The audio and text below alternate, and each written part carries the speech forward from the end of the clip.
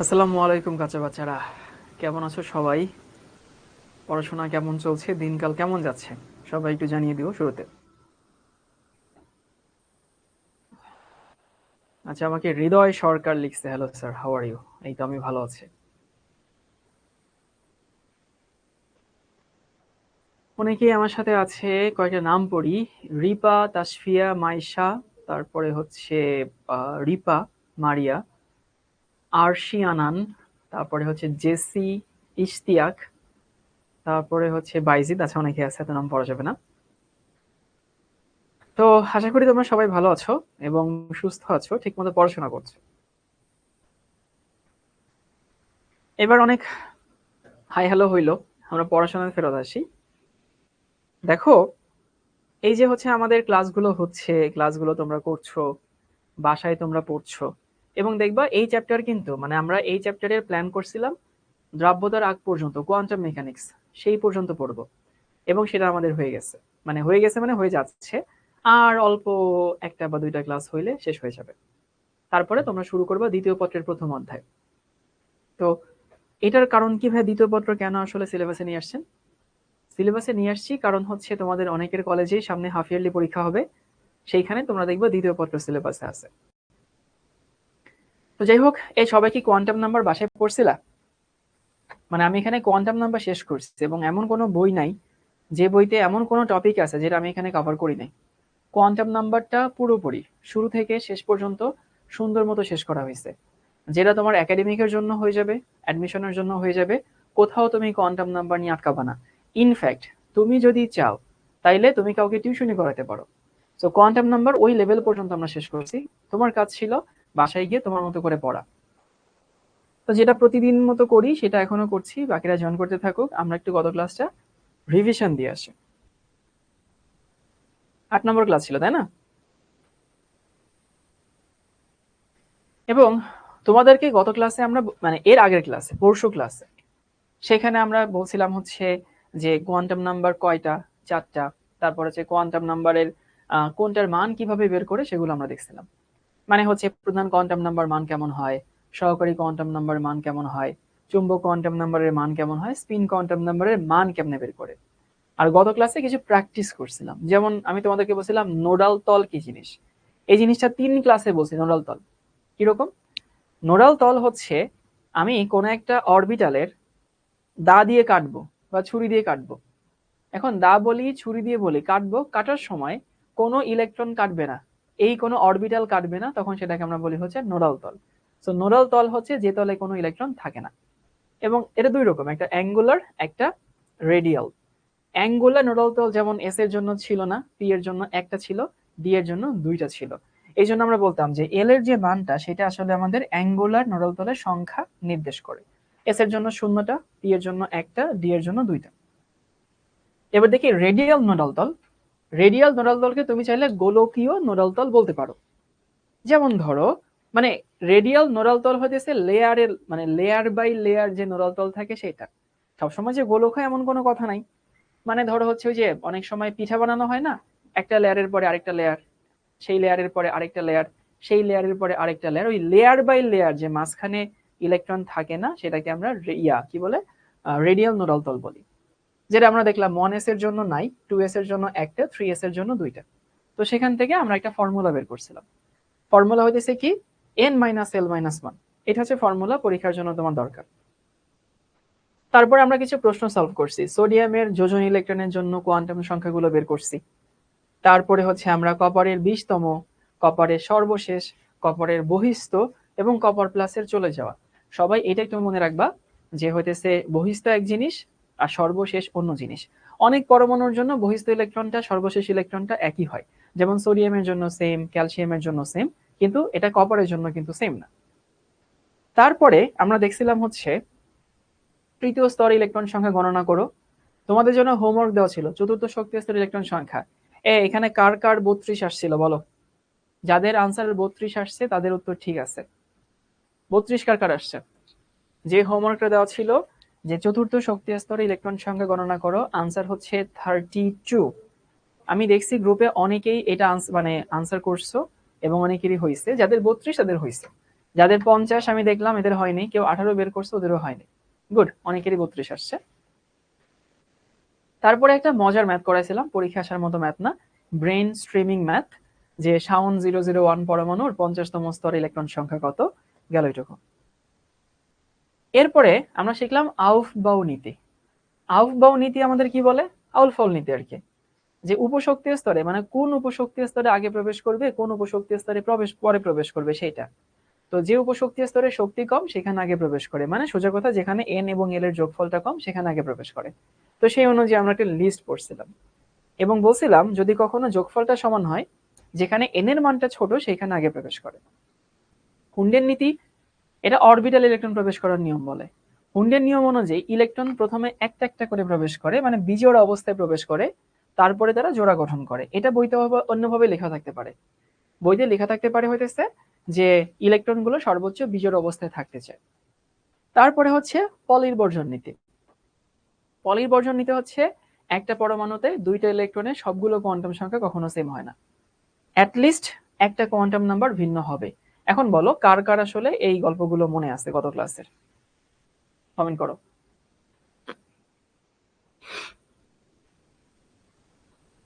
মারুফ খান একটা প্রশ্ন করছে যে ভাইয়া আমার অনেক কিছু পড়া মিস হয়ে গেছে কিছু সমস্যার কারণে, এখন কিভাবে পূরণ করব। প্রথমত তোমার এই সমস্যাটা আইডেন্টিফাই করতে হবে তুমি কেন মিস করছো। ফাঁকিবাজির জন্য মিস করতে হতে পারে, অথবা বাসায় সমস্যা ছিল সেই কারণে মিস হতে পারে। তো যাদের মিস হয়ে গেছে তাদেরকে বলবো রেগুলার ক্লাস মিস দেওয়া যাবে না। এটা অনেকেরই হতে পারে, মারুফের একলার হয়তো প্রশ্ন না, অনেকেরই এই প্রশ্নটা আছে যে ভাইয়া আমার তো পড়াশোনায় গ্যাপ হয়ে গেছে, মিস হয়ে গেছে, কি করবো এখন। রেগুলার পড়াটা তো অবশ্যই করতে হবে। এর সাথে তুমি উইকলি একটা প্ল্যান করো যে উইকে আমি 3টা করে ক্লাস দেখবো, বা উইকে আমি 2টা করে ক্লাস দেখবো। সেই 2টা করে ক্লাস করে তারপরে নিজের মতো শেষ করে ফেলো। সো মিস হয়ে গেছে, ম্যাক্সিমাম ক্ষেত্রে আসলে এক্সকিউজ দিও না, এক্সকিউজের জন্য কোনো মিস হয় না। মানে তোমার জীবনে এমন কোনো কি বলে এমন কোনো দায়িত্ব তোমার ফ্যামিলি তোমাকে চাপাই দেয় নাই যেটার জন্য তুমি পড়তে পারোনি কারণ তুমি পড়তে চাওনি, তুমি মিস ফাঁকিবাজি করছো আর কি। তো ফাঁকিবাজিটা বন্ধ করো, তাইলে ঠিক হয়ে যাবে। আর রেগুলার পড়াটা পড়ো, রুটিন করে উইকে 2টা হোক 3টা হোক সেইগুলো শেষ করে ফেলো। আচ্ছা, আমরা আজকে শিখবো হচ্ছে তেজস্ক্রিয়তা, এটা ইংলিশে বলা হয় রেডিও অ্যাক্টিভিটি। সবাই একটু লিখে নাও, রেডিও অ্যাক্টিভিটি।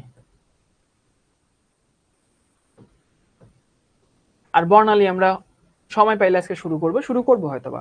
বর্ণালীকে ইংলিশে বলা হয় স্পেকট্রাম, SPECTRUM, স্পেকট্রাম।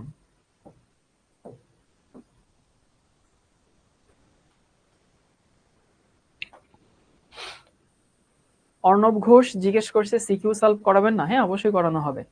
একটা চ্যাপ্টারের একটা অংশ শেষ করে আমরা সিকিউ সলভ করব। তানজির আহমেদ জিজ্ঞেস করছে যে ভাইয়া এটাকে কেন বর্জন নীতি বলা হয়। ওই যে বর্জন করে মানে হচ্ছে সবগুলো মান তো সেম নেয় না, মানে 3টা পর্যন্ত সেম হইতে পারে। এই যে সবগুলো যে সেম হয় না এটাকে বলা হইতেছে বর্জন নীতি। আর কালকে না আজকে দেখলাম তোমাদের যে প্রাইভেট গ্রুপটাতে আছে সেই গ্রুপে একজন এরকম একটা প্রশ্ন করছো যে ওর কলেজের টিচাররা উপশক্তি স্তর এবং অরবিটালকে সেম ধরছে। কতবার যে ক্লাসে বলছে এটা, ও গুগলে আবার সার্চ করে তারপর দেখছে যে হচ্ছে গুগলও বলছে অরবিটাল এবং উপশক্তি স্তর সেম জিনিস। শোনো, গুগল তোমাদের বাচ্চাদের মনে একটা প্রবণতা থাকে, তোমরা মনে করো গুগলে কোনো কিছু আছে মানে এটা ঠিক। গুগল আসলে কি করে জানো, আমাদের তো দুনিয়াতে অনেক ওয়েবসাইট আছে, এই অনেক ওয়েবসাইট গুলোতে যে কথাগুলো লেখা থাকে গুগল জাস্ট নিচ থেকে কিছু না, গুগল একটা সার্চ ইঞ্জিন। ও তুমি যখন কোনো একটা ওয়ার্ড লিখে সার্চ করো তখন ও বিভিন্ন ওয়েবসাইটের সাথে তোমার এই ওয়ার্ডটাকে ম্যাচ করে, তারপরে সেটা তোমাকে শো করে সামনে, বুঝছো। তো ওইটাও না কেউ লিখছে, সেটা তোমাদেরকে দেখায়। তো ওইটাকে একেবারে শাশ্বত মনে করার কোনো কারণ নাই, ওটা ভুল হতে পারে। আবার ধরো তোমাদের কলেজের টিচার হচ্ছে বলছেন যে উপশক্তি স্তর এবং সাবশেল মানে অরবিটাল এক জিনিস, তোমাদেরকে আমি নিজে প্রমাণ দেখাইছি, তোমাদেরকে নিজে যুক্তি দেখাইছি যে হইতেছে এটা আলাদা জিনিস। কারণ যদি সাবশেল উপশক্তি স্তর অরবিটাল হইতো তাহলে সাবশেলে 14টা 10টা বা 6টা ইলেকট্রন থাকতো না, 2টা করে থাকতো, সেটা ভিন্ন জিনিস আর কি। এটা আবারও বলতেছি যে এই প্রশ্ন আবার করো না, একই প্রশ্ন বারবার করা তো মানে হয় না, এটা ভিন্ন জিনিস আর কি। এই যে জেসি ইসলাম বলছে আমাদের স্যাররা আপনার কথাই বলছে, জেসি তোমার স্যাররা অবশ্যই ঠিক কথা বলছে, আর যে স্যাররা বলছেন যে আলাদা মানে ওই দুইটা সরি সেম জিনিস, সেটা ভুল। এমন না যে স্যারদের ভুল হতে পারে না, স্যারদের ভুল হতেই পারে। সবাই তো লিখে নাও রেডিও অ্যাক্টিভিটি। আচ্ছা, তোমরা কি রেডিও অ্যাক্টিভিটি ডেফিনেশন বলতে পারবা কেউ? ডেফিনেশন কি?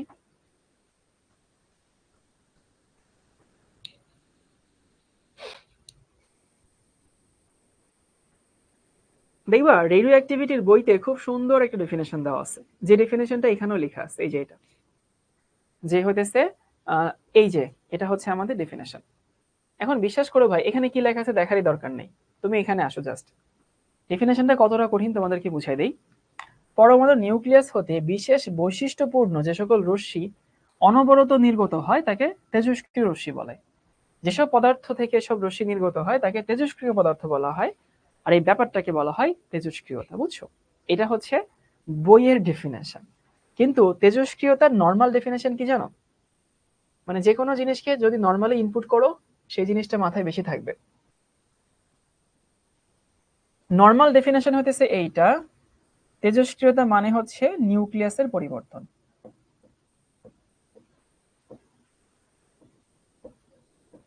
নিউক্লিয়াসের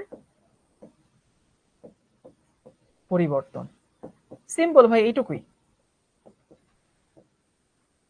পরীক্ষায় এটুকু লিখবা না? পরীক্ষায় হইতেছে একটুখানি মশলা মাখায় লিখবা।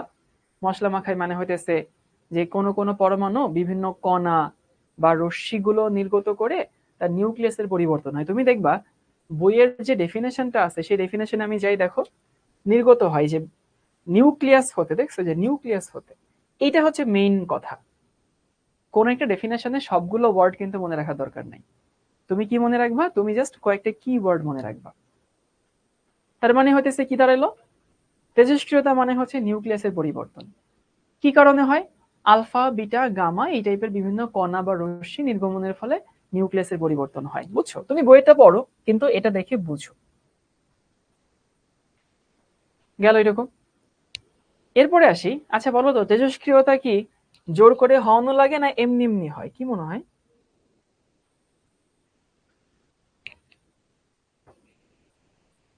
তেজস্ক্রিয়তা কি মানে আমি বলতে চাচ্ছি এটা কি স্বতঃস্ফূর্ত ঘটনা না অস্বতঃস্ফূর্ত ঘটনা, জানো এটা? তেজস্ক্রিয়তা হচ্ছে একটা স্বতঃস্ফূর্ত ঘটনা। মানে একবার যদি হইতেছে শুরু হয়ে যায়, এটা এমনি এমনি চলতে থাকে, তাহলে নিউক্লিয়াসের পরিবর্তন হয় এবং কি হয়, আলফা হোক, বেটা হোক, গামা হোক ইত্যাদি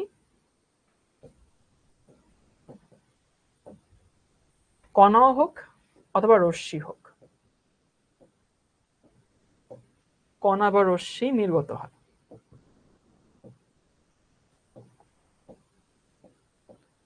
কখন? যখন তেজস্ক্রিয়তা হয় আর কি। আর পরে মনে রাখবা এটা একটা কি ঘটনা, এটা একটা স্বতঃস্ফূর্ত ঘটনা।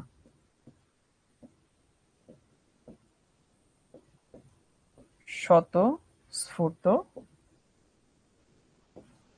ঘটনা, এই তিনটা পয়েন্ট মনে রাখলে ডেফিনেশন তোমার এমনিতেই মনে থাকবে।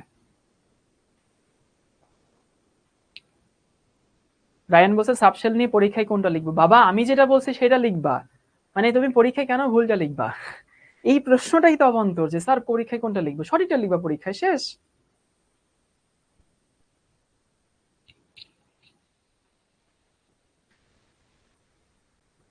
তাহলে কি হইলো ভাইয়া, যে প্রসেসে নিউক্লিয়াসের পরিবর্তন হয় সেই ব্যাপারটাকে বলা হয় হতেছে রেডিও অ্যাক্টিভিটি। আর যার নিউক্লিয়াসের পরিবর্তন হয় সেটাকে আমরা রেডিও অ্যাক্টিভ এলিমেন্ট বলি বা তেজস্ক্রিয় পরমাণু বলি। ভালো কথা।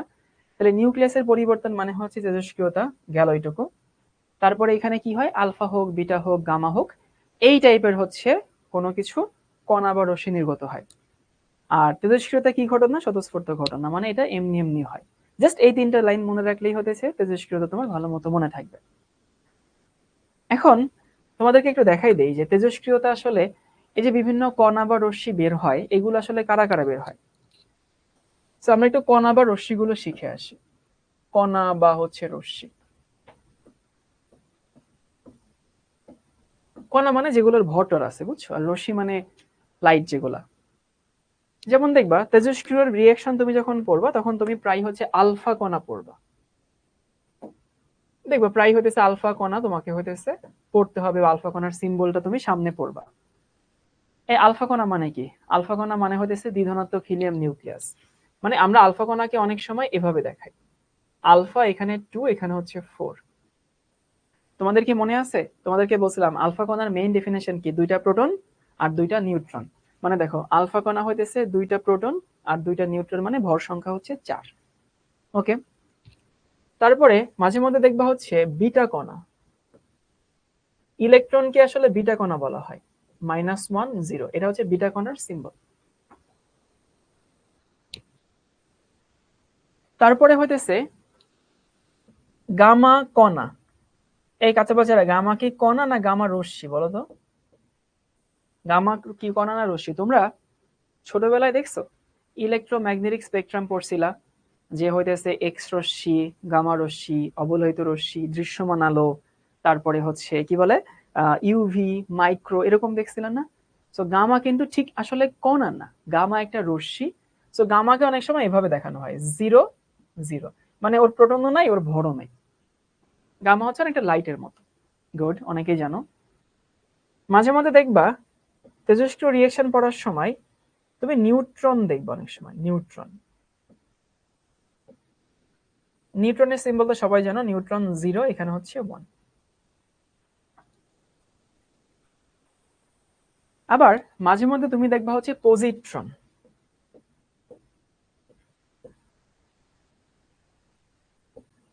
পজিট্রনের সিম্বল হচ্ছে ইলেকট্রন, এখানে হচ্ছে +1 0। পজিট্রনকে বলা হয় এন্টি ইলেকট্রন। দেখো ইলেকট্রন মানে বিটা কণা, আর পজিট্রন ঠিক উল্টা। পজিট্রন নরমালি স্থায়ী কণিকা না, বুঝছো, অস্থায়ী কণিকা। তোমার কাজ হচ্ছে সিম্বল গুলো শেখা, এবং আমি জানি এখানকার ম্যাক্সিমাম সিম্বল গুলো তোমরা জানো, জাস্ট এই পজিট্রনটা হয়তো অনেকের কাছে নতুন লাগছে। মানে তেজস্ক্রিয়তা নিয়ে পরীক্ষায় যে প্রশ্নগুলো আসে, সেই প্রশ্নগুলো সলভ করতে গেলে তোমাকে সিম্বল গুলো শিখতে হয়। এখানকার ম্যাক্সিমাম সিম্বল তোমাদের পরিচিত না? আলফা কণাটা পরিচিত, বিটা কণা মানে ইলেকট্রন, গামারটা পরিচিত 0 0 আর কি, তারপরে হতেছে পজিট্রন নিউট্রনেরটা পরিচিত, শুধু এইটা একটু তোমার মাথায় রাখতে হবে। আচ্ছা ভাই, ওই কমেন্টটা একটু আটকায়েন তো। মোহাম্মদ আলমাস একটা কমেন্ট লিখছে, ভাইয়া আমার কলেজে অরবিটালকে গোল আকার বলে, কিন্তু আমি যখন গোলকের কথা বলেছি তারা মানে না, কি করব? যদি তারা আমার পরীক্ষার খাতায় নাম্বার কাটে বলবেন প্লিজ। আচ্ছা ঠিক আছে, তোমাদেরকে আমি বলছিলাম না যে কি বলে এস উপশক্তি স্তর বলি বা ঠিক আছে ভাই, সমস্যা নেই, বুঝে গেছো কি জিজ্ঞেস করছে। আচ্ছা, এই পড়ানোর মধ্যে অন্য টপিক নিয়ে কথা বলি।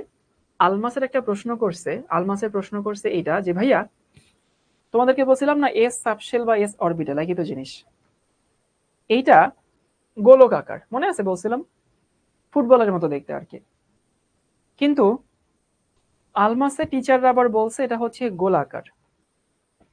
এখন আলমাসের জন্য বলতে চাই, অথবা অন্যান্য কলেজে যারা পড়ে, যদি কোনো কলেজে টিচার ওটা গোলাকার বলে, তাহলে হচ্ছে আমি বলতে চাই এই প্রশ্নটা ডিউতে একবার আসছিল, ঢাকা ইউনিভার্সিটিতে আসছিল সম্ভবত 2021 সালে। প্রশ্ন ছিল যে এস অরবিটাল দেখতে কেমন, এবং সেইখানে গোলাকারও একটা অপশন ছিল, সেইখানে গোলকাকারও একটা অপশন ছিল, দোনোটা অপশনই কিন্তু ছিল, এবং উত্তর অবশ্যই কি হইতো? গোলকাকার হইতো।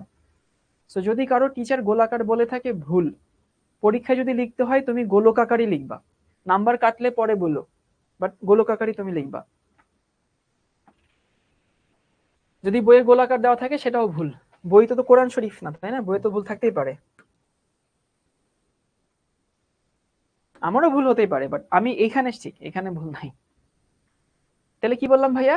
আমরা শিখলাম যে কোনো পরমাণু থেকে বিভিন্ন কণা বা বিভিন্ন রশ্মি যখন বের হয় তখন তার নিউক্লিয়াসের পরিবর্তন হয়। নিউক্লিয়াসের যে পরিবর্তন হয় সেটাকে আমরা বলি হইতেছে তেজস্ক্রিয়তা। যে পরমাণুর পরিবর্তনটা হয় তাকে আমরা বলি তেজস্ক্রিয় পরমাণু। আর এই যে যে কণা বা রশ্মিগুলো বের হয় সেই সিম্বলগুলো তোমাকে একটু মুখস্থ করতে হবে। আমি সবাইকে বলবো এগুলো একটু মুখস্থ করবা। টি টি এম, টি টি এম মানে হচ্ছে টানা টানা মুখস্থ। আলফা কণা মানে হচ্ছে 2 4, বিটা কণা মানে আসলে ইলেকট্রন, গামা রশ্মি তো 0 0, নিউট্রন হচ্ছে নিউট্রন, পজিট্রন হচ্ছে এন্টি ইলেকট্রন, এন্টি ইলেকট্রনকে বলা হয় পজিট্রন। এখন দেখি যে তোমাদের এখানে কি কি প্রশ্ন পরীক্ষায় আসতে পারে। এখানে বাদ দিয়ে আমরা ওই প্রশ্নটা একটু লিখে নাও সবাই।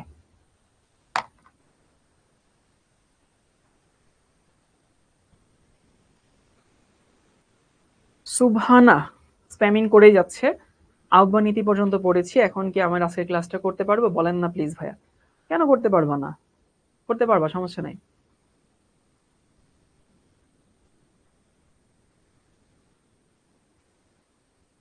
আচ্ছা দেখো তো, কার্বন 14 এর নিউক্লিয়াস হইতে একটি আলফা কণা নির্গত হলে কি উৎপন্ন হবে?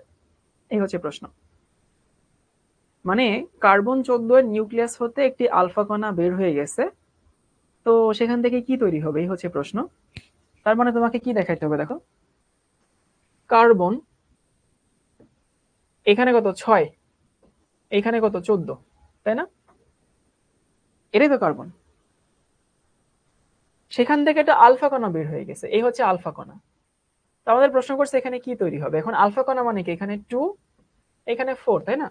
ভাই বিশ্বাস করো, এগুলো লিটারেলি যোগ বিয়োগের মতো। তুমি বাচ্চাকালে যেরকম যোগ বিয়োগ পড়তো সেরকম। 6 থেকে 2 চলে গেল, কাঁচা বাচ্চারে কত থাকে? 4 থাকে না? বুঝি 6 থেকে 2 চলে গেছে, থাকে কত? 4। এই যদি 4 থাকে তাহলে কি হবে? সেটা কি আর কার্বন থাকে নাকি সেটা হইতেছে কি হয়ে যায়? বেরিলিয়াম হয়ে যায় না? এই বুঝো এটা, যদি 4 থাকে তাহলে সেটা বেরিলিয়াম হয়ে যায়। ফারিহা ফাহিম আনসার দিছে, গুড। আর 14 থেকে 4 চলে গেল মানে কি থাকলো? 10। তাহলে এই বস্তু তৈরি হয়, একদম ইজি পিজি লেমন স্কুইজে। মারুফ বলছে কার্বন 12 হবে না। কার্বন 12 রেগুলার কার্বন, কিন্তু রেগুলার কার্বনের বাইরেও তো কার্বন হতে পারে, তাই না? মানে ও প্রশ্ন করছে কার্বন 14 কেন হলো, 14 হতেই পারে। রামি বলছে শ্রোডিঞ্জারের সমীকরণ পড়াইছেন না। ভাই পড়াবো, ভাই ওয়েট করো ওয়েট করো, পড়াবো। পরেরটা সে, এখানে একটা ইন্টারেস্টিং উচ্চারণ আছে। দেখো এই যে আমরা বলি না বিটা কণা, আসলে কণাটার নাম বিটা না, কণাটার নাম হচ্ছে বেটা। এই যে এইখানে রাফা যে উচ্চারণটা লিখে দিয়েছে, উচ্চারণটা অনেক সুন্দর। মানে বিটা কণার আসল উচ্চারণ হইতেছে বেটা কণা। এই যে এটা এটা এটা এটা বেটা কণা।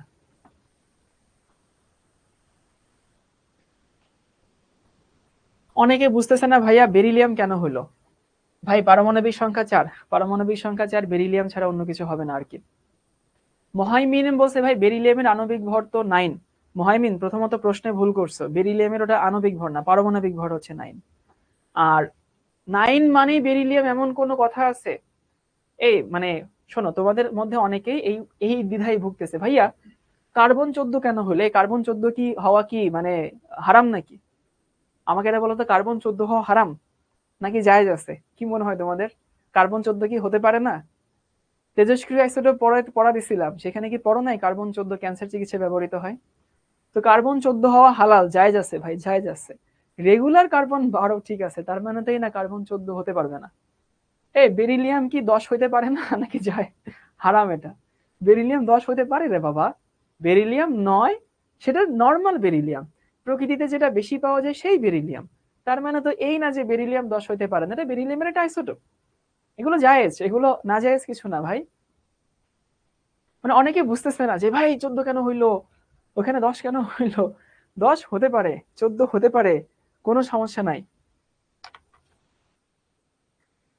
মানে ধরো তুমি আজকে লাল জামা পরছো, আগামীকালকে তুমি নীল জামা পরছো।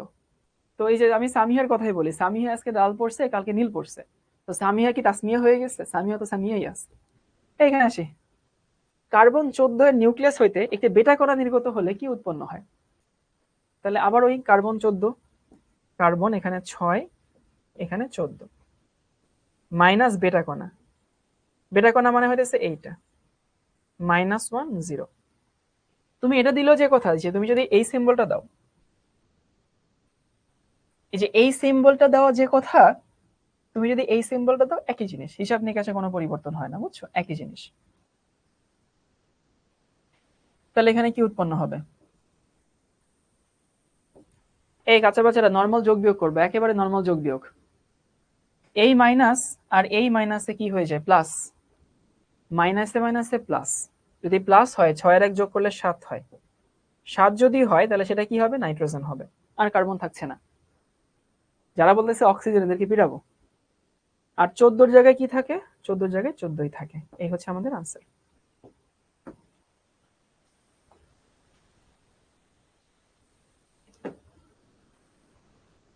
এটা লিখো তো, প্রশ্নটা লিখে নাও আগে।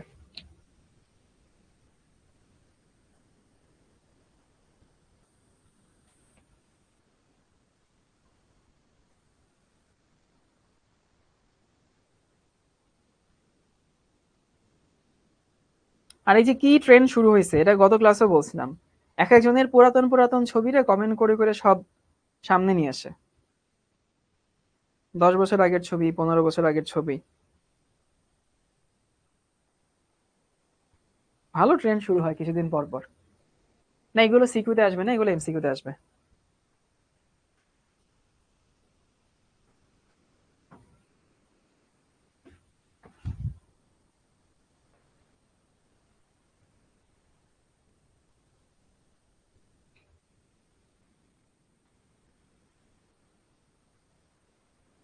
এই প্রশ্নটা কি লিখা হয়েছে?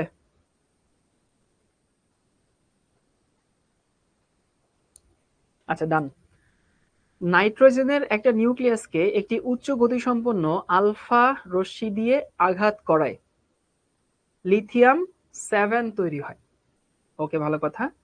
তাহলে নাইট্রোজেনের নিউক্লিয়াসকে একটি উচ্চ গতিসম্পন্ন আলফা কণা দিয়ে আঘাত করায় লিথিয়াম 7 উৎপন্ন হয়। বিক্রিয়াটি সম্পূর্ণ করো। ওকে, আশা করি সবার হয়েছে। তার মানে দেখো তো ভাই, নাইট্রোজেন এখানে 7, এখানে হচ্ছে 14, তাই না?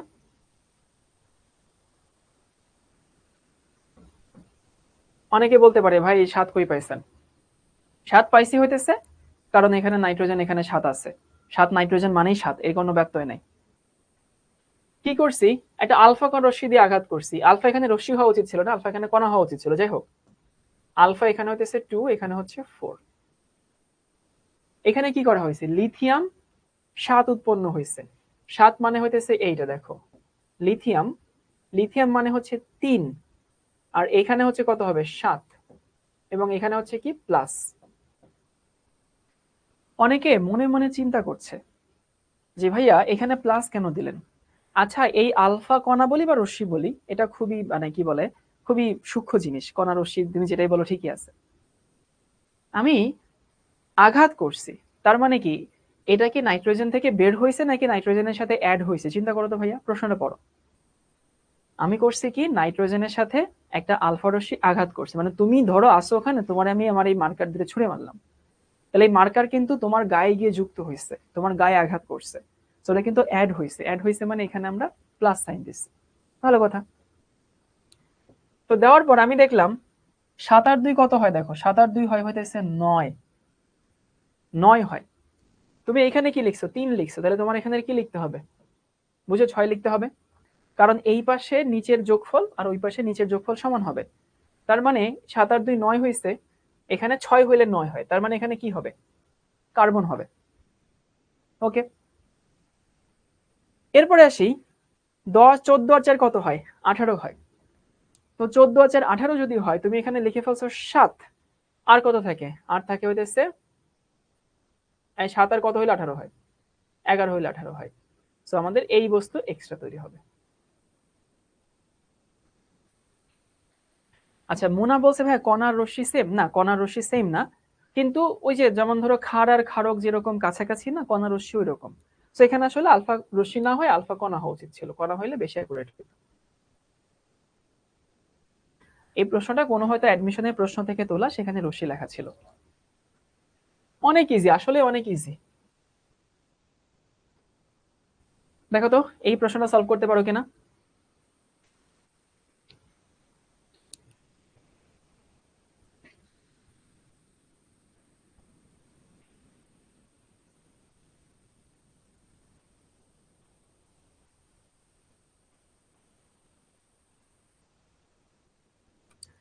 এই যারা ওইটা বুঝো না, আমি আবার বুঝাই দিচ্ছি, শোনো।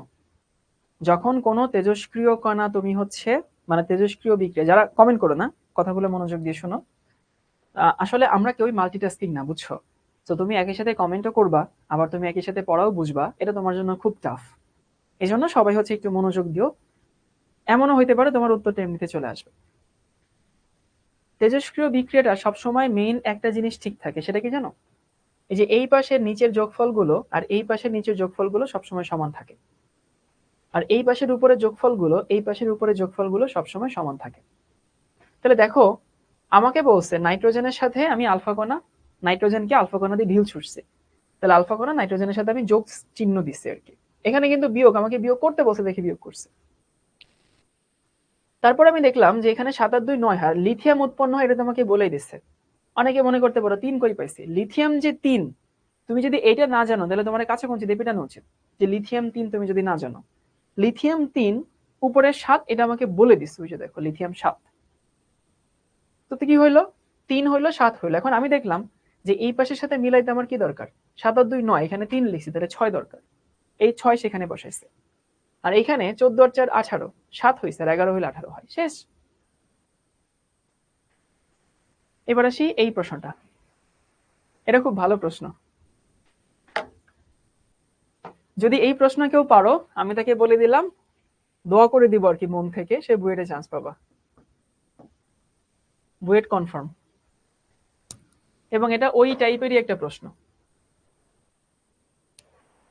দেখো তো এ এর মান বের করতে পারো কিনা, বি এর মান বের করতে পারো কিনা। এটা সত্যি কথা, এটা কিন্তু ওই আমজনতা টাইপের ম্যাথ না, বা আমজনতা টাইপের প্রশ্ন না, এটা একটু বুর্জুয়া টাইপের ম্যাথ আর কি। একটু ওয়েট করি, বের করো তো এ কত বি কত। শাওন হাসান বলছে 6-2, হয়নি। না পারলে দোয়া করবেন না। মোহাম্মদ হাসিবুলের হয়েছে, আমি আনসারটা না বলি। সোমায়ের আনসার হয় নাই।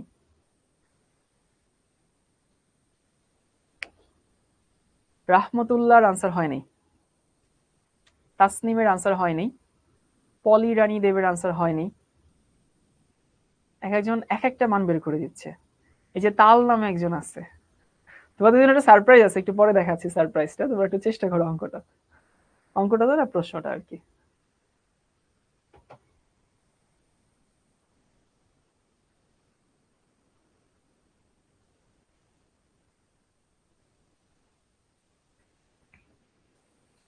আমি সলভ করে দিব নাকি পারবা?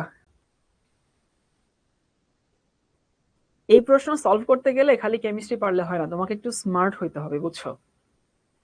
স্মার্টনেসটা কি দেখো, স্মার্টনেসটা হচ্ছে এই যে মানে অনেক সময় থাকে, আমরা অনেক সময় পারি, পরীক্ষা দিতে যাই, বাট এক্সাম হলের কিছু স্ট্র্যাটেজি থাকে, সেইগুলো আমরা পারি না। কেন পারি না? কারণ আমরা আসলে এরকম প্রবলেম সলভ করে অভ্যস্ত না। আচ্ছা, আমরা তো এটা তো নেপচুনিয়াম নাম, যদি এটা ঘোড়ার ডিম কিনা এটা আমার জানারই দরকার নেই।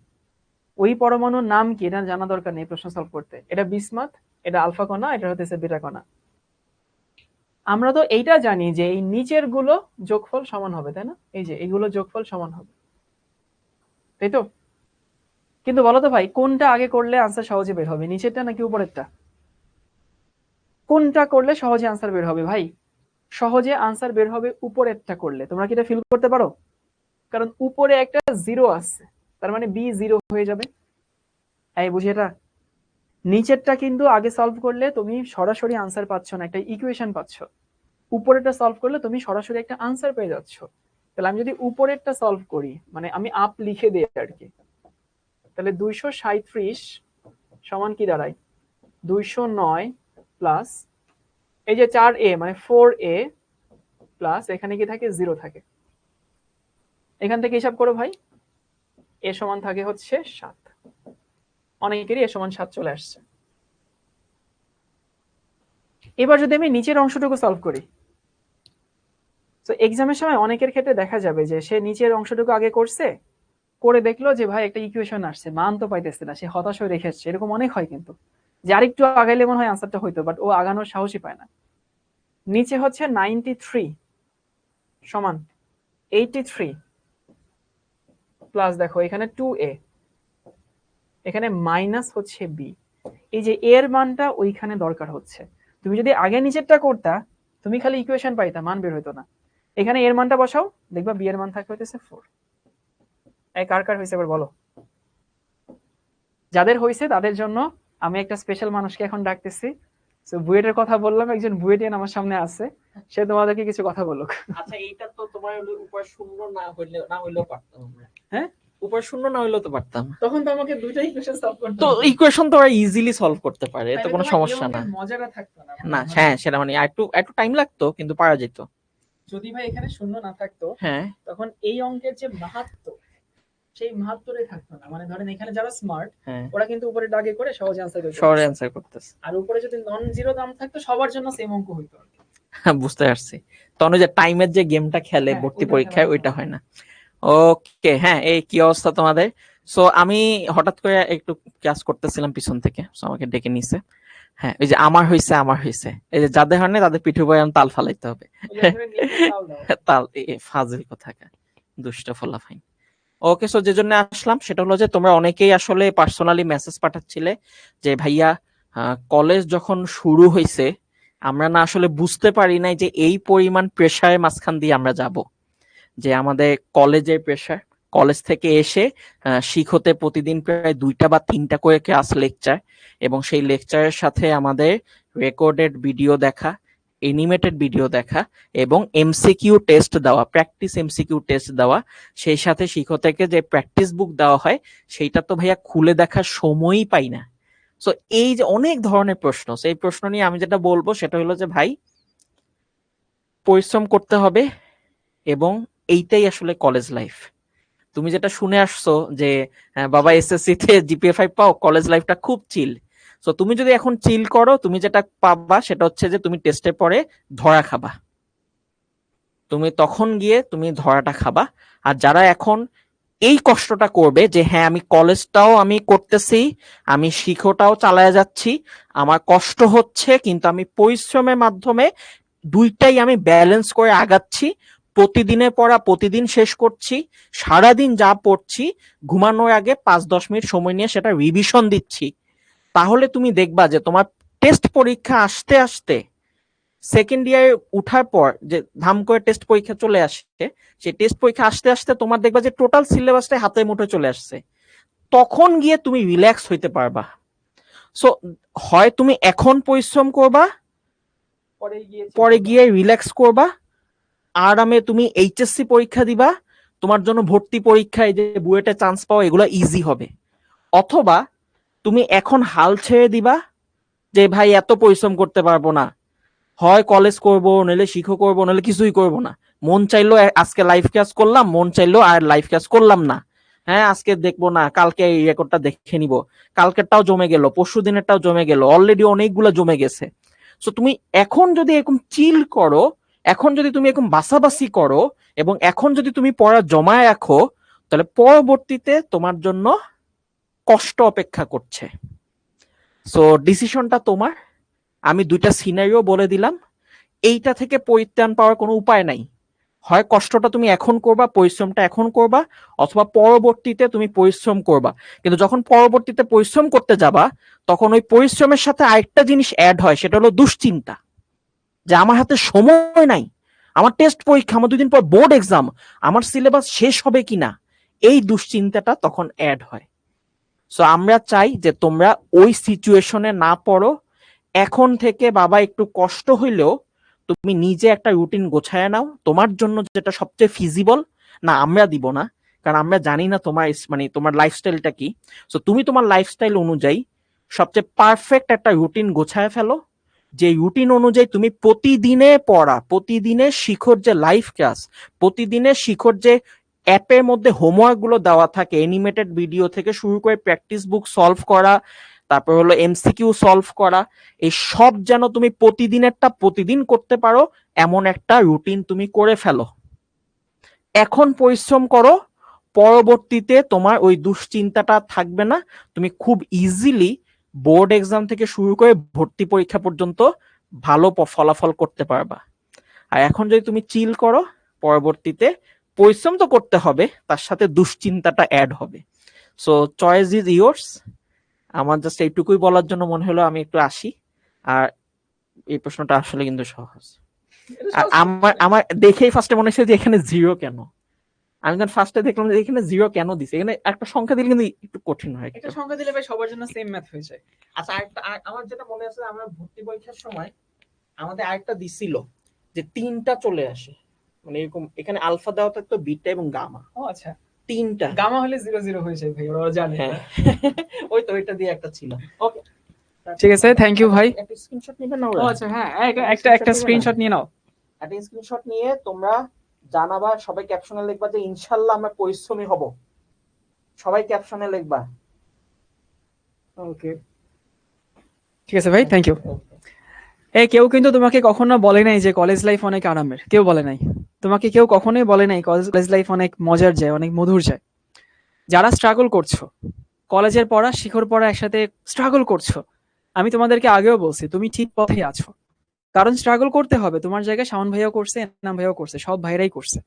সো স্ট্রাগল করতে হবে ভাই, কেউ তোমাকে বলতেছে না কলেজ লাইফ খুব ইজি, কলেজ লাইফ খুব স্মুথলি পার হয়ে যায়, কলেজ লাইফে অনেক মানে হেসে খেলে নিচে গিয়ে তারপরে হচ্ছে কলেজ লাইফ পার পেয়ে যায়, এটা কেউ তোমাকে বলছে না। সো যারা স্ট্রাগল করছো, যে ভাই সময় কোলায় উঠতে পারছি না, প্রতিদিন 3 4 ঘন্টা পড়ার সময় থাকে, ওই সময় যা পারি পড়ি, ভাই এটাই আসলে তোমাদের জন্য ঠিক আছে। তুমি মনে করো তুমি ঠিক পথে আগাচ্ছ। আর যারা মনে করছো যে পড়বো নে, থাক দেখবো নে, দেখা যাবে, তারা কিন্তু দিন শেষে আস্তে আস্তে পিছাচ্ছ। আরেকটা কথা, তোমরা অনেকে শিখতে পড়ো আবার অফলাইনেও পড়ো, কেন মানে এটা যুক্তিটা কি? ওইখানে গিয়ে কি তুমি নতুন কিছু শিখো, এমন কিছু কি হয়? হুম, মানে ধরো শিখতে পড়ছো, আমাদের এখানে অনেক ক্লাস করছো, আবার অফলাইনেও পড়ছো, দরকার আছে কোনো? একটু নিজে চিন্তা করো তো। মানে অফলাইনে এখন যেটা হয়, সবাই পড়ছে দেখে আমিও পড়ছি, সবাই যায় আসে দেখে আমিও যায় আসি, এটা করার তো শুধু শুধু দরকার নেই। এখন তোমার হাতে সময় কম, সময় যখন কম থাকে তখন তোমাকে আসলে চুজ করতে হয় যে আমি এটা করবো না ওটা করবো। তো যদি কেউ অফলাইনে কোচিং এ যাও, সেটা বাদ দিয়ে দাও। শুধু শুধু তোমার সময় নষ্ট হয়, এনার্জি নষ্ট হয়, ওখানে সবাই একসাথে যাওয়া আসা করে। আবার অফলাইনে যে ভালো টিচার যারা আছেন, ওনাদের কাছে একটা আছে, এমনও আছে যে আমি অফলাইনে একটা সময় পড়াইতাম, বুঝছো? আমার এমনও ক্লাস আছে যে ক্লাসে 180 জন ক্লাস করতো। তো তুমি মনে করো না যে অফলাইন ক্লাসে স্যারকে ইচ্ছা মতো প্রশ্ন করা যায়। আমার অফলাইন ক্লাসেও 180 জনের রুমে যারা ক্লাস, আমি এখন অফলাইনের পড়াই না, আগে পড়াইতাম। তো আমার অফলাইন ক্লাসেও ভাই ওই প্রশ্ন করতে কেউ পারতো না, প্রশ্ন করার সুযোগ ছিল না। কেন সুযোগ ছিল না? কারণ ভাই 180 জন, কে কি প্রশ্ন করবে? তো সবাই সবার মতো করে চুপ করেই বুঝতো, এখন তোমরা যেরকম বুঝো সেরকমই। তো দিন শেষে অফলাইনে দৌড়াদৌড়ি করার তো মানে হয় না, শুধু শুধু তোমার সময় নষ্ট হচ্ছে। এই সবাই কি অঙ্কটা হয়েছে? কার কার হয়েছে?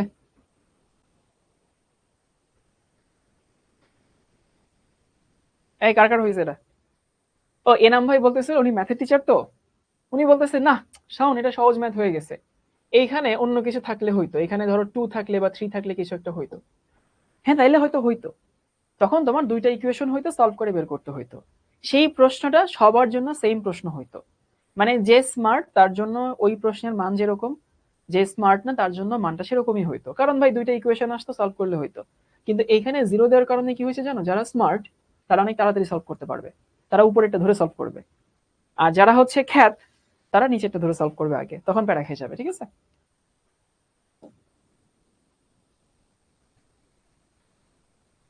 এই দেখো তো এবার কাঁচা বাচ্চারা, এটা কি আমি আজকে সলভ করে দিব না হোমওয়ার্ক দিব?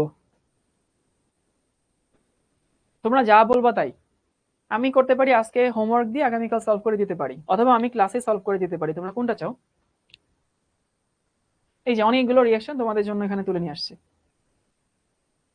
আমি চাচ্ছি, আসলে আমি চাচ্ছি এটা হোমওয়ার্ক থাকুক, তোমরা নিজেরা একটু প্র্যাকটিস করো, আগামী ক্লাসে আমি এটা সলভ করে দেবো, সমস্যা নেই।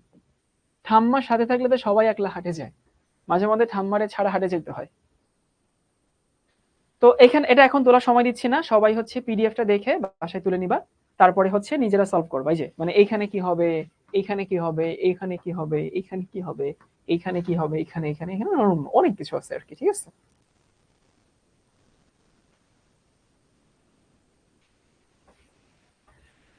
এবার তোমাদেরকে একটা, ও আরো আছে, কয়টা?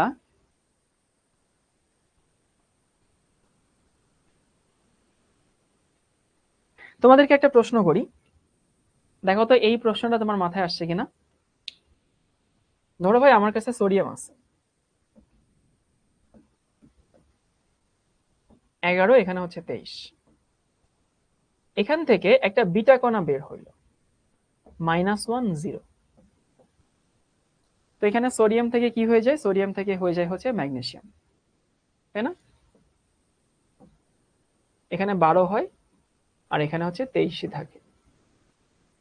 দেখো তো নিজের মনের মধ্যে প্রশ্ন জাগছে কিনা যে আচ্ছা, সবাই কমেন্ট করা বন্ধ করো, খাতায় লেখা বন্ধ করো, আমার কথা মনোযোগ দিয়ে শোনো। যে এখানে একটা বিটা কণা বের হইলো ভাইয়া, তো বিটা কণা মানে ইলেকট্রন, তাই না?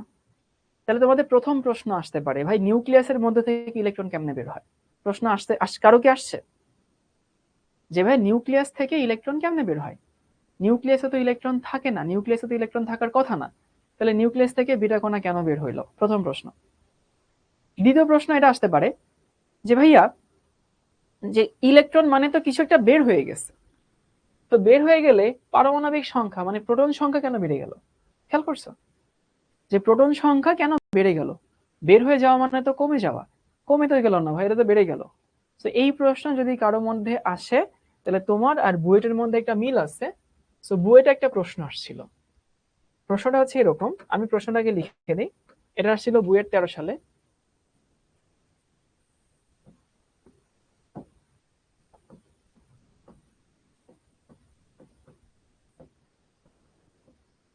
পরমাণু থেকে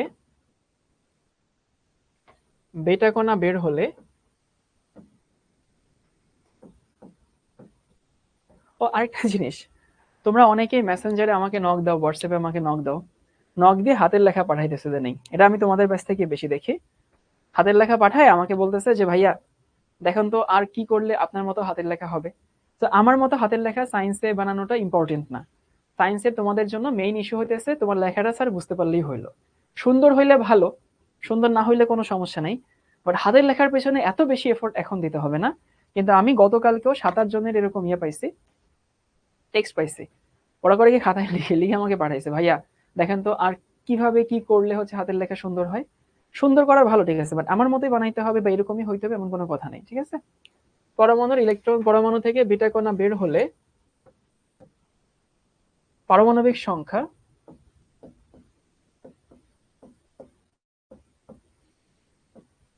এক বাড়ে, কিন্তু ভর একই থাকে। দেখো ভর কিন্তু সেম আছে, 23 আছে, এখানে কি আছে? 23 আছে, কিন্তু ভর সেম থাকে। প্রশ্ন ছিল কেন, এটা কেন হয়, এটার পেছনে রহস্য কি, এই হচ্ছে প্রশ্ন।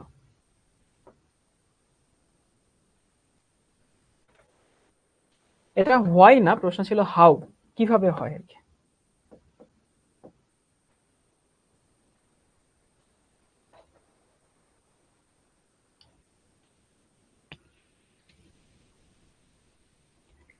পরমাণু থেকে বেটা কণা বের হলে পারমাণবিক সংখ্যা এক বাড়ে, এই যে পারমাণবিক সংখ্যা এক বাড়ছে, কিন্তু ভর সেম থাকে কেন? তোমরা এখানে অনেকেই ডাক্তার হবা, বুঝছো? এবং যখন তুমি ডাক্তার হবা তখন দেখবা যে তোমার ডাক্তাররা কিন্তু জ্বরকে আলাদা কোনো রোগ হিসাবে দেখে না। আমি জানি না তোমরা কেউ জানো কিনা, ডাক্তাররা জ্বরকে দেখে হইতেছে অন্য রোগের লক্ষণ হিসাবে। এটা কি জানো যে গায়ের তাপমাত্রা বাড়া এটা কিন্তু স্পেসিফিক নিজে কোনো রোগ না, বেশিরভাগ ক্ষেত্রেই এটা হইতেছে অন্য রোগের লক্ষণ। যেমন ধরো তোমার এমন হইতে পারে যে তোমার ধরো কিডনিতে সমস্যা, জ্বর হতে পারে, তোমার মাথায় সমস্যা, প্রেশারের সমস্যা, জ্বর হতে পারে, তোমার হয়তো হচ্ছে পাকস্থলীতে সমস্যা, সেখানেও জ্বর হতে পারে, কোথাও অনেক ব্যথা পাইছে সেখান থেকেও জ্বর হতে পারে। সো জ্বর itself is not a disease, জ্বর হইতেছে অন্য রোগের লক্ষণ। এখন তাহলে জ্বর হইছে মানেই আসলে তোমাকে জ্বরের ওষুধ দেওয়া, এটা কিন্তু আসলে ভালো ডাক্তার এটা করেন না। ভালো ডাক্তাররা বিহাইন্ড দ্য সিন ওনারা দেখতে চান, বা বিহাইন্ড দ্য সিন ওনারা বুঝতে চেষ্টা করেন, বুঝছো? এখন কোন পরমাণু থেকে বেটা কণা বের হইলে সেখানে একটা বিটিএস আছে। বিটিএস বুঝো? বিটিএস, বিটিএস মানে হচ্ছে বিহাইন্ড দ্য সিন, মানে পেছনের ঘটনা আর কি, বুঝছো? যে ঘটনাগুলো তুমি আসলে দেখছো না বা তুমি আসলে জানো না। ধরো তোমরা জানো কিনা একটা পরমাণুতে একটা নিউট্রন যখন ভাঙে, একটা নিউট্রন ভেঙে কি তৈরি হয়? একটা প্রোটন তৈরি হয় আর একটা ইলেকট্রন তৈরি হয়। এটা পরমাণুর মধ্যে হয়। মানে কোনো পরমাণুতে যখন নিউট্রন ভাঙে সেইখানে একটা প্রোটন তৈরি হয়, একটা ইলেকট্রন তৈরি হয়। তোমাকে আমি একটা উদাহরণ দিয়ে বুঝাই দিই। ধরো নিউট্রন মানে তো 0 1, 0 1 দেখো, প্রোটন মানে হইতেছে 1 1, আর ইলেকট্রন মানে -1 0। তো যদি কেউ আমার কথা বিশ্বাস না হয় তাহলে এমনিতেই ক্যালকুলেশন থেকে বুঝো কিনা যে নিউট্রন হইতেছে 0 1, এই পাশে যোগ করো তো, এই 1 আর এই -1 যোগ করলে 0 হয়। দেখছো মিলে গেছে? মানে তোমাদেরকে ম্যাথমেটিক্যালি বোঝাচ্ছি যে ম্যাথমেটিক্যালি এটা ঠিক আছে। আবার এখানে 1 আর 0 যোগ করলে 1 হয়। সো এটা যদি কেউ আমার কথা বিশ্বাস না করে, এখানে প্রমাণ আছে যে পরমাণুতে যদি একটা নিউট্রন ভাঙে তখন সেখানে একটা প্রোটন তৈরি হয় আর সেখানে একটা ইলেকট্রন তৈরি হয়। তো নিউট্রন ব্রেকডাউন হইলে এই ঘটনাটা ঘটে। আশা করি এটুকু সবাই বুঝো। তো কি হয়, ধরো কোনো পরমাণু থেকে একটা বিটা কণা বের হয়ে গেছে, এটা বিটা কণা বের হচ্ছে। সো এই বিটা কণা যে বের হচ্ছে, এটার বিটিএস মানে কি, বিহাইন্ড দ্য সিন কি? এটার বিহাইন্ড দ্য সিন হইতেছে তার মধ্যে একটা নিউট্রন ভাঙছে। যেমন ধরো তোমার হাতের হাড্ডি ভাঙছে কিন্তু তোমার জ্বর আসছে, কেন? হাড্ডি ভাঙছে দেখে জ্বর আসছে। সো বাইরে থেকে তুমি দেখতেছো জ্বর আসছে কিন্তু ভেতরে তো হাড্ডি ভাঙছে। ব্যাপারটা বুঝো? তুমি বাইরে থেকে দেখছো বিটা কণা বের হইতেছে কিন্তু ভেতরে আসলে কি হয়েছে? ভেতরে একটা নিউট্রন ভাঙছে। এই সবাই কি এটুকু বুঝতে পারছে যে তুমি বাইরে থেকে দেখছো একটা বিটা কণা বের হইতেছে কিন্তু ভেতরে কি ঘটনা ঘটছে? ভেতরে কিন্তু একটা নিউট্রন ভাঙছে। নিউট্রন ভেঙে একটা প্রোটন এবং একটা ইলেকট্রন তৈরি করছে। ভাই এই ইলেকট্রন তো আর থাকবে না নিউক্লিয়াসে, ইলেকট্রন তো নিউক্লিয়াসে থাকার জিনিস না। ইলেকট্রন কোথায় চলে যাবে? সে বিটা কণা হিসাবে বের হয়ে যাবে।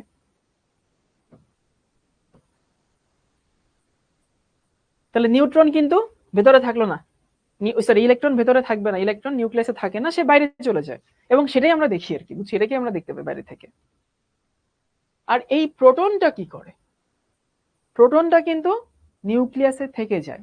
এবং দেখো নিউট্রনের ভর আর এই প্রোটনের ভর, এই দুটো ভর কিন্তু সমান। মনে আছে যে নিউট্রনের ভর কত? প্রোটনের ভর হচ্ছে এইটা 1.67 10⁻⁻27 এত হচ্ছে কেজি।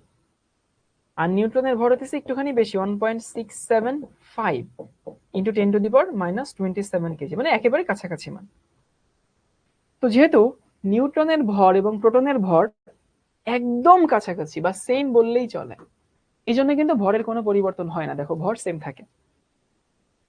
কি বলছে? নিউট্রনের ভর এবং প্রোটনের ভর সেম দেখে ভর সেম থাকে। আবার দেখো তো যে হইতেছে পারমাণবিক সংখ্যা এক একক বাড়ে। পারমাণবিক সংখ্যা এক একক কেন বাড়ে? পারমাণবিক সংখ্যা এক একক বাড়ে হইতেছে এইখানে নিউট্রন ছিল, নিউট্রনকে আমরা পারমাণবিক সংখ্যা হিসেবে ধরি না, নিউট্রনকে আমরা পারমাণবিক সংখ্যা হিসেবে ধরি না।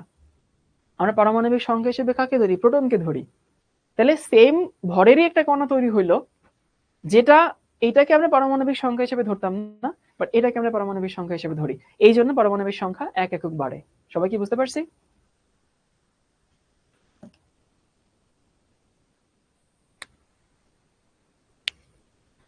তার মানে মেইন কথাটা কি বুঝাই দিই, এইটুকু লিখে দিলে স্যার তোমাকে নাম্বার দিয়ে দিবে যে কোনো পরমাণুতে যখন একটা বিটা কণা বাইরে থেকে বের হচ্ছে সেটার ভেতরের ঘটনা হইতেছে একটা নিউট্রন ভেঙে যাচ্ছে, যেটা আমরা বাইরে থেকে টের পাচ্ছি না। বাইরে থেকে তো আমি দেখছি যে হইতেছে বিটা কণা বের হইতেছে। তো বিটা কণা বের হয়ে যাওয়া মানে হইতেছে নিউট্রন ভাঙা। নিউট্রন ভাঙলো, তো নিউট্রন ভেঙে কি তৈরি হয়? একটা প্রোটন তৈরি হয়, একটা ইলেকট্রন তৈরি হয়। ইলেকট্রনটা বিটা কণা হিসেবে চলে যাচ্ছে, প্রোটনটা নিউক্লিয়াসের মধ্যে থেকে যাচ্ছে, কারণ প্রোটন নিউক্লিয়াসের মধ্যেই থাকে। এখন বলতে পারো ভর কেন বাড়ে নাই? কারণ ভাই নিউট্রনের ভর এবং প্রোটনের ভর তো সমান, ইলেকট্রনের ভর তো নগণ্য, একেবারে নাই বললেই চলে, খুবই কম, 0.405 AMU ছিল। তাহলে যেহেতু নিউট্রন থেকে প্রোটন তৈরি হচ্ছে, সম ভরের কণা তৈরি হইতেছে এবং যেটা নিউট্রন নিউক্লিয়াসে থেকে যাচ্ছে, এই জন্য ভর বাড়ে না। কিন্তু কি হয় পারমাণবিক সংখ্যা বাড়ে। পারমাণবিক সংখ্যা কেন বাড়ছে? কারণ নিউট্রন থেকে প্রোটন তৈরি হইতেছে। নিউট্রনকে তো আমরা পারমাণবিক সংখ্যা হিসেবে আমলে নেই না, বা নিউট্রনকে পারমাণবিক সংখ্যা হিসেবে আমরা কনসিডার করি না, কিন্তু আমরা প্রোটনকে পারমাণবিক সংখ্যা হিসেবে কনসিডার করি। এই জন্য পারমাণবিক সংখ্যা একাত্তর বাড়ছে। আর এটা অনেকে জিজ্ঞেস করছে কেমনে লিখবো ভাই, বুয়েটে এত লেখার সময়ও থাকে না, এত লেখার সুযোগও থাকে না, জাস্ট এই রিঅ্যাকশনটা লিখে দিলেই হবে। তাহসিনা বলছে নিউটনের নিচে জিরোটা কি? নিউটনের নিচে জিরো হচ্ছে চার্জ, ওর চার্জ জিরো। এবার কি বুঝতে পারছে সবাই? সবার কি ক্লিয়ার হয়েছে? ওকে, ঠিক আছে। এবার সবাই একটু লিখে নাও যে হইতেছে নিউক্লিয়ার রিঅ্যাকশন। নিউক্লিয়ার রিঅ্যাকশন তিন রকমের: ট্রান্সমুটেশন, ফিশন আর হচ্ছে ফিউশন। উপরেটুকু লেখা দরকার নেই, জাস্ট লিখে নাও নিউক্লিয়ার রিঅ্যাকশন তিন প্রকার।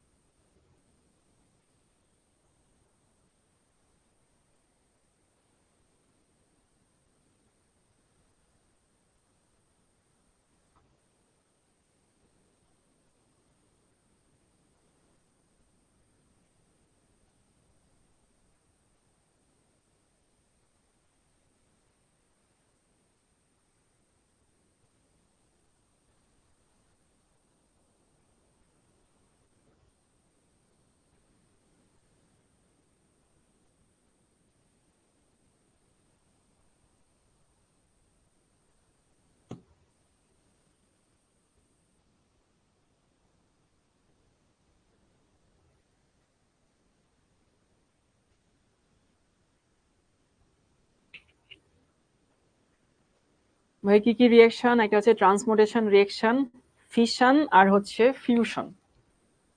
শোনো, সবাই তো ফিউশন বুঝো। ফিউশন হইতেছে এইটা, আমি এমনি লিখে দিচ্ছি, ছোট যোগ ছোট সমান বড়। একই বুঝলা? ছোট যোগ ছোট মানে হচ্ছে বড়। মানে কি, যখন দুইটা ছোট ছোট নিউক্লিয়াস, এখানে কিন্তু মেইন কথা নিউক্লিয়াস হবে আর কি।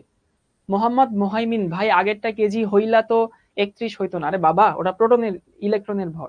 আমি এটা ঠিক লিখছি, এখানে গ্রাম লিখলে -24 হইতো, কেজি লিখলে -31 হইতো। মোহাইমিন বুঝছি, মানে মোহাইমিন বারবার স্প্যামিং করতেছি কি ভাইয়া, এখানে 31 হবে, এখানে 31 হবে, এখানে 31 হবে। বাবা, ও ইলেকট্রনের ভরের সাথে প্রোটনের ভর মিলাই ফেলতেছে। এই যে এইটা ইলেকট্রনের ভর, এটা প্রোটনের ভর না।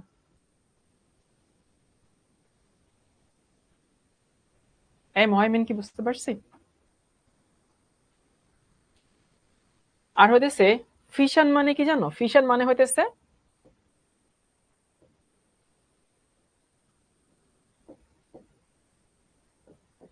এই যে এইটা। আর ট্রান্সমুটেশন রিঅ্যাকশনটা একটু আলাদা। ট্রান্সমুটেশন রিঅ্যাকশন মানে তোমাদেরকে আমি এখানে যে উদাহরণগুলো দেখাইছি না, এই যে এইগুলা, এগুলো সব হইতেছে ট্রান্সমুটেশন বিক্রিয়া। ট্রান্সমুটেশন বিক্রিয়া মানে হইতেছে স্টেবল নিউক্লিয়াস,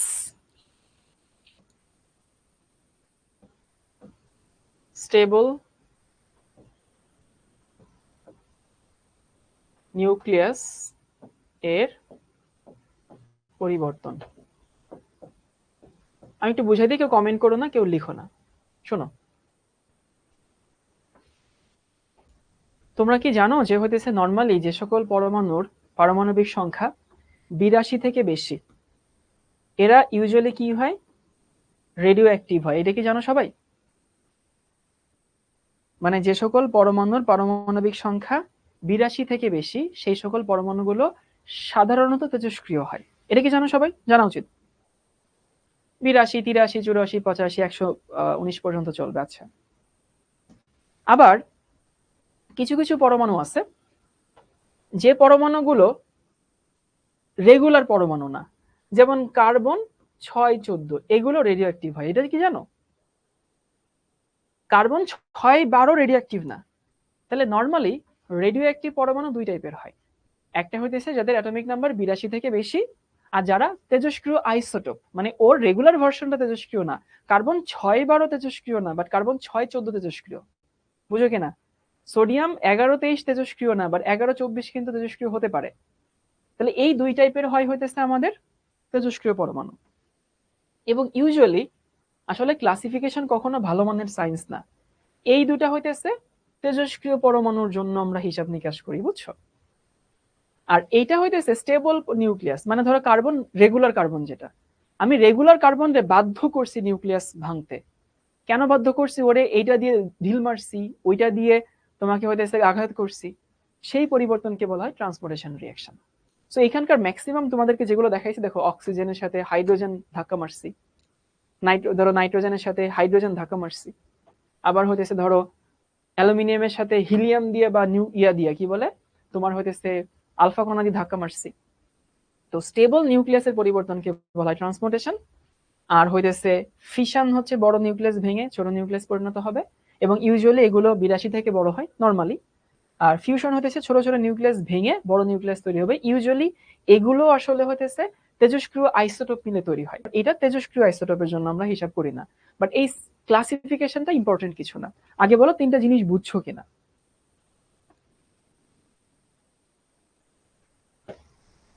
এবার দেখো দেখো এই যে অ্যালুমিনিয়াম, এটা কিন্তু একটা স্টেবল পরমাণু, দেখছো? ট্রান্সমুটেশন বিক্রিয়া। নাইট্রোজেন, এটা একটা স্টেবল পরমাণু, এটাও কিন্তু কি হবে? ট্রান্সমুটেশন রিঅ্যাকশন। সো এটাকে আঘাত করছি আলফা কণা দিয়ে, এটা তৈরি হয়েছে। উদাহরণ দুটো লিখে নাও। ট্রান্সমুটেশন,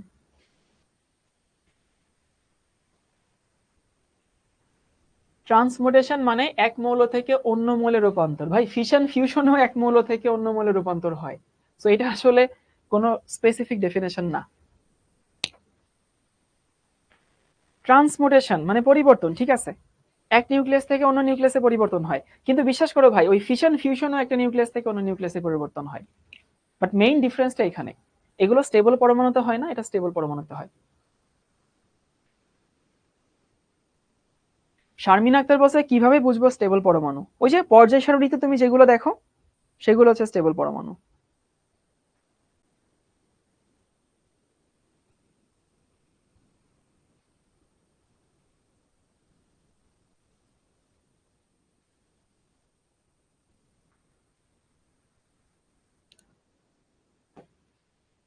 সবার কিরকম লেখা হয়েছে? ট্রান্সমুটেশন মানে এক নিউক্লিয়াস থেকে অন্য নিউক্লিয়াসে পরিবর্তন হওয়া, এবং নর্মালি হইতেছে স্থিতিশীল যে পরমাণুগুলো আছে সেগুলোর পরিবর্তন যখন হয় তখন সেটাকে আমরা ট্রান্সমুটেশন বলি। ফিশন, ফিশন মানে হচ্ছে স্প্লিট হওয়া। এটুকু দেখার দরকার নেই, জাস্ট উদাহরণটা লিখে নাও। এটুকু লিখো, পরে তোমাদেরকে আমি অনেক জরুরি কিছু কথা এখানে বলবো। কিছু জরুরি কথা আছে এখানে, খুব ইম্পর্টেন্ট কথা, লিখে নাও আগে, তারপর বলতেছি। ইসরাত জাহান বলছে পরমাণু কই পাওয়া যায়? তুমি নিজেই তো হাজার হাজার পরমাণু, কোটি কোটি পরমাণু সমষ্টি, পরমাণু তো সবখানেই পাওয়া যায়।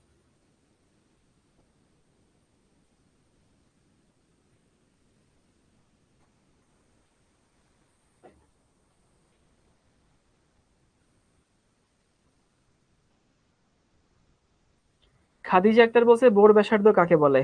আমরা যে আর বের করছি ওটাই বোর ব্যাসার্ধ। তুমি আর এর একটা সমীকরণ পড়ছিলে না, ওইটাই বোর ব্যাসার্ধ।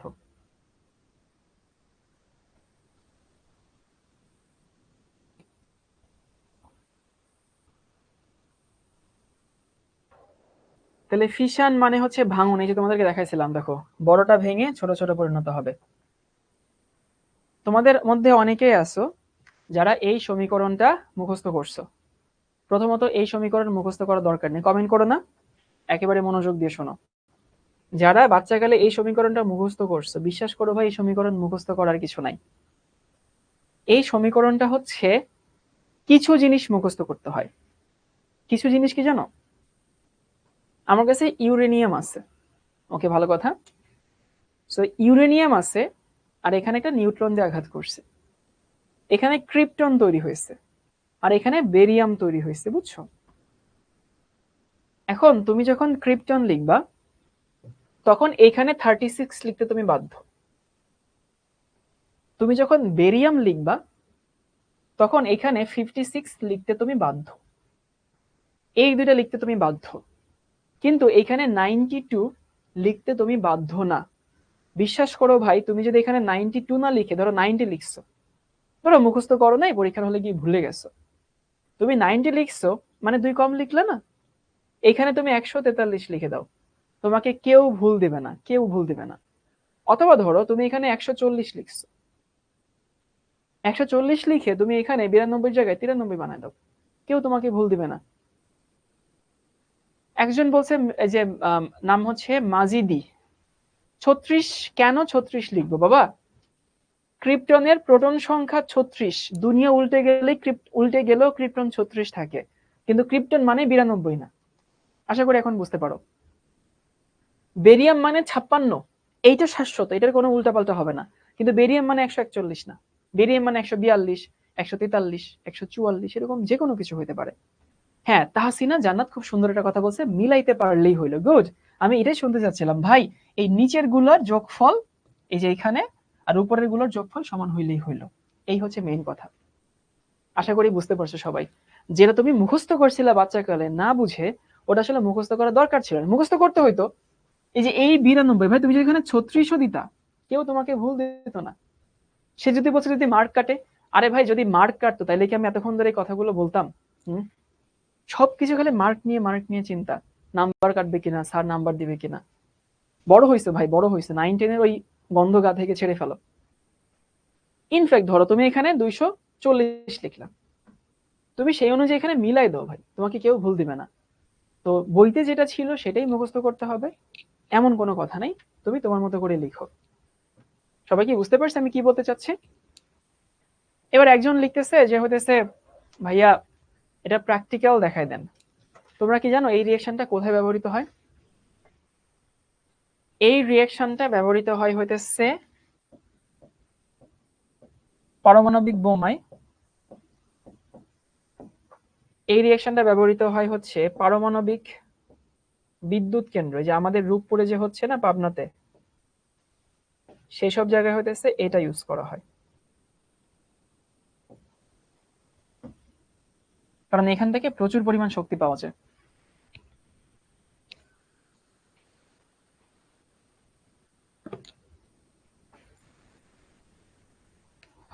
ওকে, শোনো, আমি যদি কখনো তোমাদের বইতে ভুল কিছু থাকে আর তারপরে যদি আমি কোনো কিছু বলি যেটা ভুল, সো নাম্বার যদি দেওয়ার রিস্ক থাকে আমি তোমাদের বলে দিব যে নাম্বার দিবে না, আর যদি না বলে দিই মনে রাখবা আমি যেটা বলতেছি সেটাই ঠিক আছে।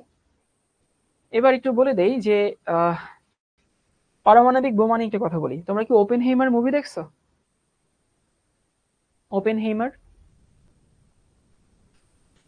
আচ্ছা, পারমাণবিক বোমা প্রথমে আবিষ্কার করে হইতেছে ওপেনহেইমার। যদি মুভিটা দেখে থাকো, খুবই বোরিং মুভি আর কি, খুবই বোরিং। তো পারমাণবিক বোমা তৈরির ইতিহাসটা তোমাকে বলি, কেমিস্ট্রি ক্লাসে কিছু ইতিহাস শিখো আর কি, ভালো লাগবে তোমার। দ্বিতীয় বিশ্বযুদ্ধ, তো দ্বিতীয় বিশ্বযুদ্ধ শুরু হয় হচ্ছে 1941 সালে, কেউ বলে 1939 সালে, কেউ বলে আর কি 41-এ মেইনলি শুরু হয়। শুরু হয় কিসের মাধ্যমে? হিটলার, এডলফ হিটলার, উনি পোল্যান্ড ইনভেড করে, মানে পোল্যান্ড আক্রমণ করে, সেখান থেকে শুরু হয়। তো দ্বিতীয় বিশ্বযুদ্ধে মানে মেইনলি তো বিশ্বযুদ্ধ শুরু হয় হইতেছে ইউরোপে। আমেরিকা কিন্তু শুরুতে এই যুদ্ধে ইনভলভ ছিল না শুরুতে, কারণ আমেরিকা ছিল আটলান্টিক মহাসাগরের এপারে, আর যুদ্ধ হচ্ছে আটলান্টিক মহাসাগরের এই পার, মানে এপার ওপার আর কি। ইউরোপ আমেরিকার মধ্যে আটলান্টিক মহাসাগর, উত্তর আটলান্টিক মহাসাগর। বাট আমেরিকা আসলে পক্ষ নিছিল কাদের? ইংল্যান্ড, তারপরে হচ্ছে কি বলে ইংল্যান্ড ফ্রান্স, ওই পক্ষে আর কি। তারা টাকা পয়সা দিত, অস্ত্র দিত, বাট সরাসরি যুদ্ধে অংশ নেয়নি। তো কি হয়েছে জানো? 1941 সালে ইংল্যান্ড আমেরিকার একটা দ্বীপ আছে, নাম হচ্ছে হাওয়াই দ্বীপ, নাম শুনছো? ওই হাওয়াই দ্বীপে আমেরিকার একটা নৌঘাঁটি ছিল। ওই নৌঘাঁটির নাম ছিল হচ্ছে পার্ল হারবার। যদি এটা নামে একটা মুভি আছে, চাইলে কেউ দেখতে পারো। তো ধরো জাপান, এখন তো আমরা বলি জাপান খুব উন্নত দেশ, জাপান খুব সভ্য দেশ, জাপান কিন্তু সবসময় এরকম সভ্য ছিল না। জাপান করলো কি, কোন রকমের প্রিভিয়াস ঘোষণা ছাড়া বা কোনো অ্যালার্ম ছাড়া 1941 সালে ওই পার্ল হারবারে গিয়ে ওদের যে নৌঘাঁটি ছিল সেইখানে ইচ্ছা মতো বোমা বর্ষণ করলো। এবং ওইখানে আমেরিকার যে নৌবাহিনী সেইখানে অনেক জাহাজ ধ্বংস হলো, অনেক ক্যাপ্টেন নেভি সদস্য এরা মারা গেল। এখন এইটার ফলে কি হইলো, আমেরিকা সরাসরি যুদ্ধে অংশ নিল। কারণ ভাই আমেরিকা হচ্ছে সাপোর্ট দিত, যেমন এখন দেখবা ইউক্রেনে আমেরিকা কিন্তু সরাসরি যুদ্ধে অংশ নিচ্ছে না, তারা অস্ত্র দিচ্ছে, টাকা দিচ্ছে, শেল্টার দিচ্ছে, এরকম অনেক কিছু দিচ্ছে, এটাকে বলা হয় পরোক্ষ যুদ্ধ। ওই সময় আমেরিকা সরাসরি যুদ্ধ করতে যায় নাই, কিন্তু জাপান যখন আমেরিকাতে ওই আমেরিকার ঘাঁটি নৌঘাঁটি পার্ল হারবারে আক্রমণ করলো, তখন আসলে আমেরিকার হাতে কোনো অপশন থাকলো না, ওরা সরাসরি যুদ্ধে আসলো। তো তখন আমেরিকা ফিল করলো যে আমাদের এমন একটা অস্ত্র বানাইতে হবে যে অস্ত্রটা সারা দুনিয়া আমাদেরকে ভয় পাবে, এবং এটাকে বলা হয় হইতেছে ম্যাড অস্ত্র। ম্যাড অস্ত্র হচ্ছে MAD, মানে ম্যাসিভ ডিস্ট্রাকটিভ নাকি জানি একটা নাম, ভুলে গেছি আমি। তো তখন আসলে আমেরিকার যে সায়েন্টিস্ট যারা আছে তারা আসলে রিসার্চ করা শুরু করলো যে পরমাণু শক্তি আসলে আমরা বোমা বানাতে পারি কিনা। তো 1945 সালে প্রথম হতেছে আমেরিকা পারমাণবিক বোমা বানাতে সফল হইল আর কি। এবং আমেরিকা হচ্ছে প্রথম পারমাণবিক বোমার পরীক্ষা, পরীক্ষা তো এমনি অনেক করছে, বাট পরীক্ষাটা করলো হইতেছে 6 অগস্ট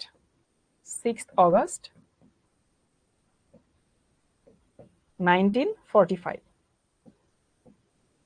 কত সালে? 1945 সালে। এবার তোমাদেরকে একটু টাইম লাইনটা বলে দিই। 1945 সালের 30 এপ্রিল হিটলার আত্মহত্যা করে, বুঝছো? তার মানে দ্বিতীয় বিশ্বযুদ্ধ যে শেষ হয়ে গেছে, আর জাপান, জার্মানি, তারপরে হইতেছে এরা যে পরাজিত হয়ে গেছে, এটা মোটামুটি 30 এপ্রিল থেকে নিশ্চিত হয়ে গেছে। তাহলে দেখো 30 April, May, June, July, August. So August যখন আসলো তখন কিন্তু এই যুদ্ধে যে জাপান পরাজিত হয়েছে বা জার্মানি পরাজিত হয়েছে এটা কিন্তু নিশ্চিত।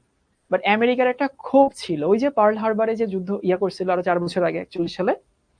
তো 6 অগস্ট আমেরিকা হইতেছে জাপানের হিরোশিমাতে একটা বোমা ফেললো, সেই বোমার নাম হইতেছে লিটল বয়, এবং সেই বোমা হইতেছে যে ইউরেনিয়াম দিয়ে বানানো বোমা। ওই বোমার কোড নাম্বার ছিল হইতেছে লিটল বয়।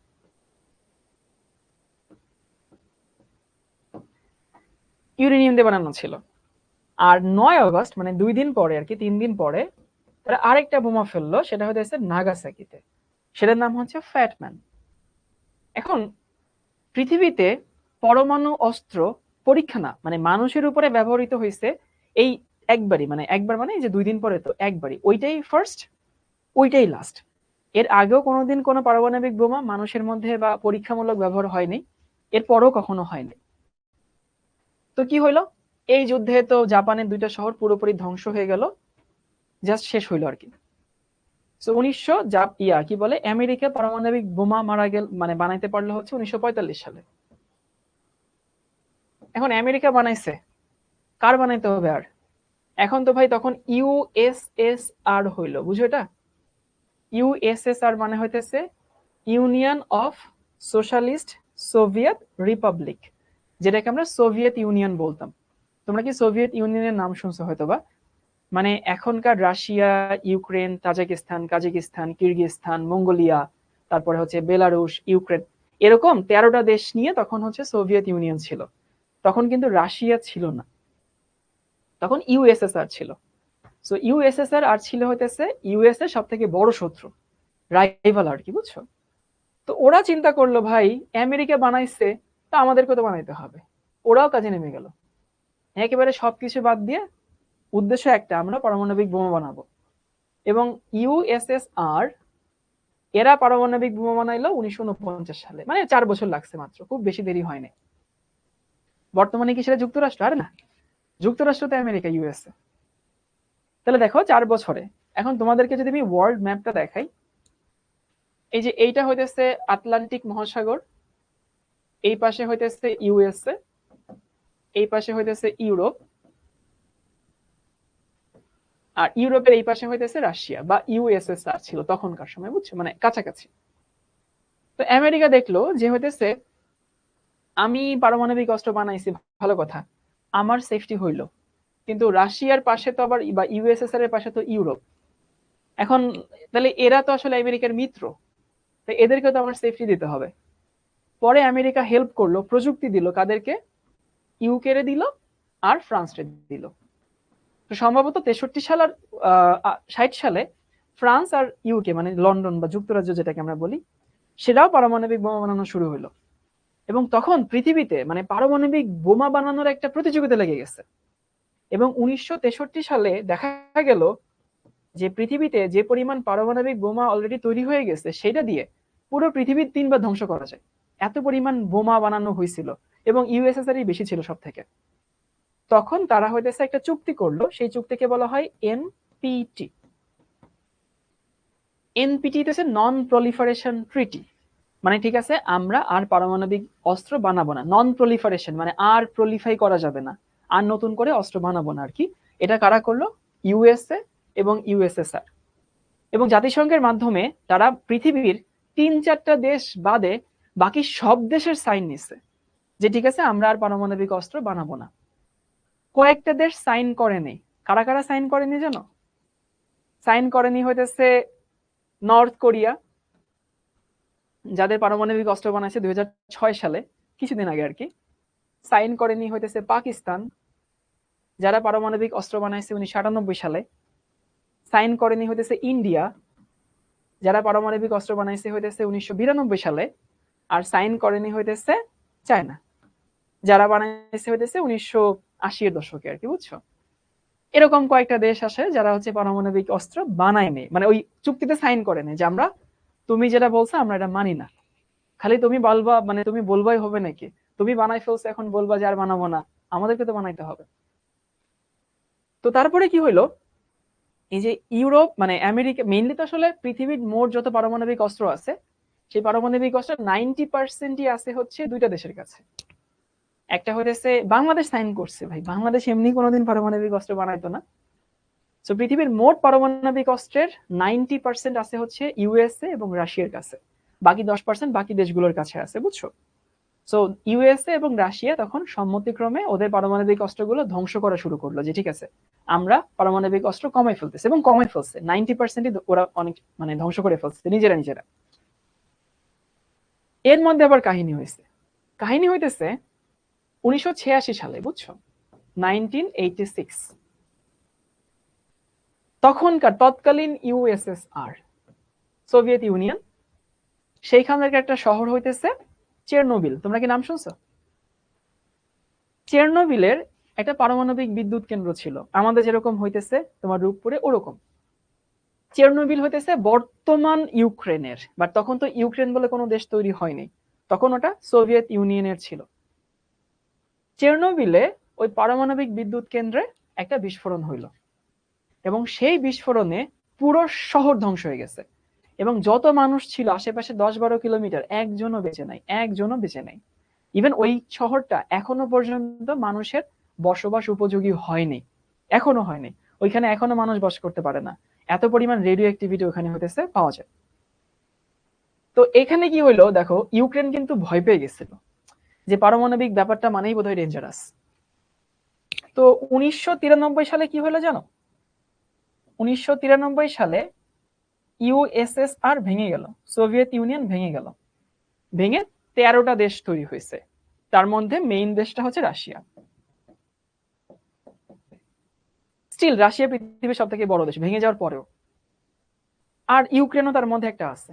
এখন ইউক্রেন চিন্তা করলো, এই যে 1993 সালে কিন্তু সব থেকে বেশি পারমাণবিক অস্ত্র ছিল রাশিয়ার, দ্বিতীয় পারমাণবিক অস্ত্র ছিল ইউএস এর, তৃতীয় পারমাণবিক অস্ত্র ছিল ইউক্রেনের।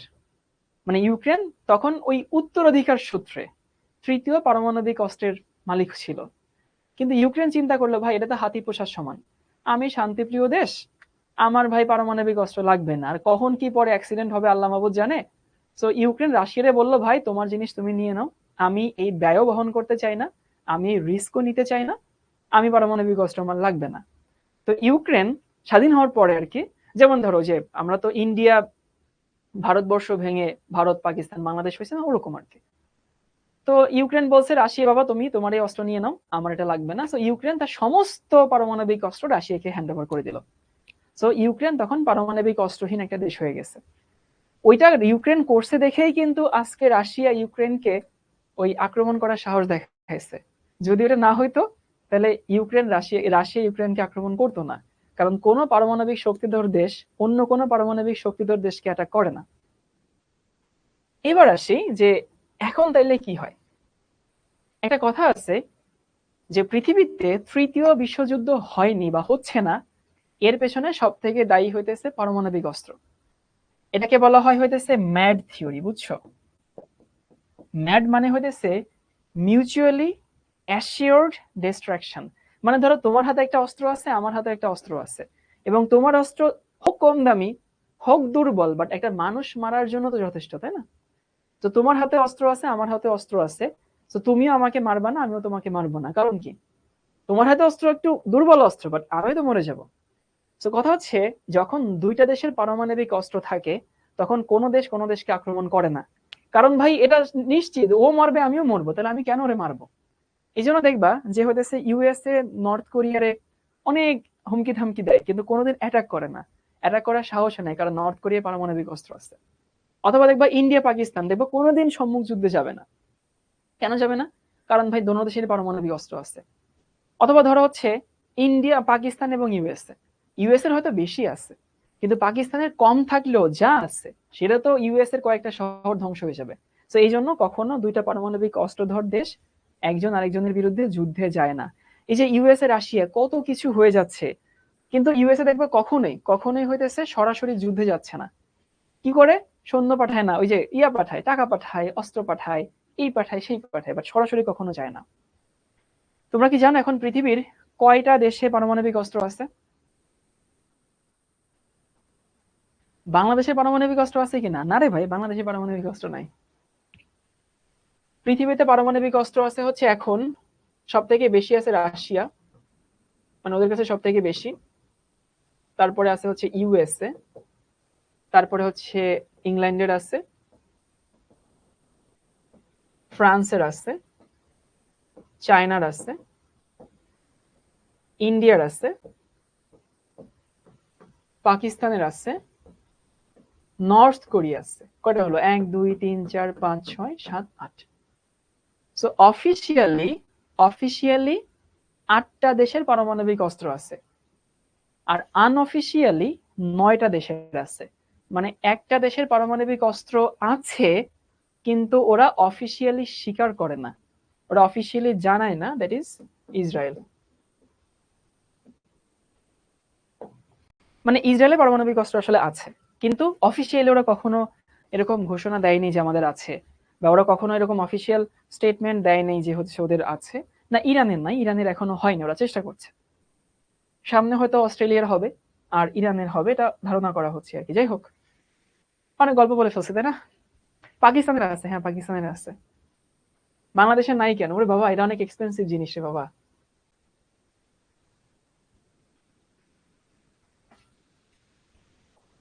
ওকে, আর তোমাদেরকে বলি, ইন্টারন্যাশনাল পলিটিক্সে একটা মজার জিনিস আছে, দেখো। প্রথমত হচ্ছে এই যে, একটু দেখাই দেই, এই যে যে দেশগুলো আছে, প্রথমত কিন্তু এরা দুইজন বানাইছিল, বুঝছো? এরা দুইজন বানাইছিল, এবং বানানোর পরে এরা একজন আরেকজনরে হেল্প করছে। ইউএসএ কারে কারে হেল্প করছে জানো? ইউএসএ হেল্প করছে, ইউকে রে হেল্প করছে, মানে প্রযুক্তি দিচ্ছে, ফ্রান্স রে প্রযুক্তি দিচ্ছে, আর ইসরায়েল রে হয়তো প্রযুক্তি দিচ্ছে, পাকিস্তান রে দিচ্ছে। আর রাশিয়া কারে কারে দিছে জানো? ইউএসএ যখনই তোমার হইতেছে কি বলে পাকিস্তান রে দিল, তখন ইন্ডিয়ারে রাশিয়া দিবে, এটা ইন্টারন্যাশনাল পলিটিক্স এর নিয়ম। কারণ হচ্ছে ভাই, ধরো কোন জায়গায় পাশাপাশি দুটা ঘর আছে, আর তাদের দুজন পলিটিক্যাল নেতা হচ্ছে লিড দেয়। তো একজনের ঘরে যদি একজন একটা অস্ত্র দিয়ে আসে, আরেকজন আরেকজনের ঘরে একটা অস্ত্র দিয়ে আসবে। সো ইন্ডিয়ারে হেল্প করছে। একটা সময় কিন্তু হচ্ছে পাকিস্তানের সাথে ইউএস এর ভালো সম্পর্ক ছিল, যে আমাদের যুদ্ধের সময় 71 সালে। সো পাকিস্তানকে প্রযুক্তি দিতে হচ্ছে ইউএস, ইন্ডিয়ার প্রযুক্তি দিচ্ছে আমার হচ্ছে রাশিয়া, মানে ইউএসএসআর। ইউকে ফ্রান্সে দিছে হচ্ছে ইউএসএ, কিন্তু চায়নারে আবার হতেছে নর্থ কোরিয়ারে দিছে হচ্ছে আবার রাশিয়া। মানে এইভাবে আসলে হতেছে পারমাণবিক অস্ত্রগুলো তৈরি হয়েছে আর কি।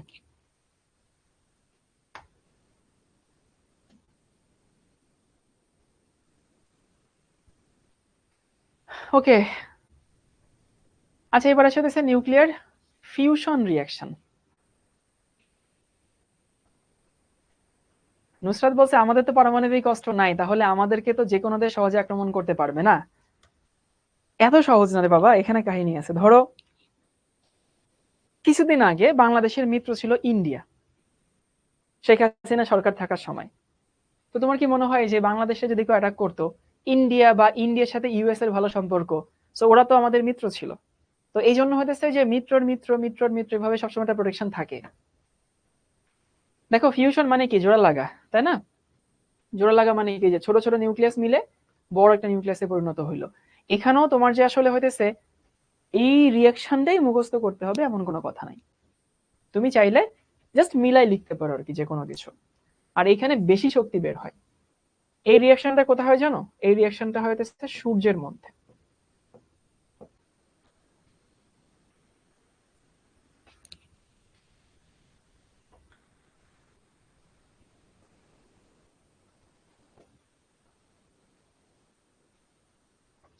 মানে সূর্যের মধ্যে হচ্ছে এই রিয়াকশনটা হয়, এবং এই রিয়াকশনটা আসলে কন্ট্রোল করা যায় না। এই জন্য এখানে বেশি শক্তি বের হয়, বাট এই রিয়াকশনটা কন্ট্রোল করা যায় না। তো এই জন্য হচ্ছে এটা দিয়ে বিদ্যুৎ তৈরি করি না আমরা, বা এটা দিয়ে বোমা তৈরিও করি না।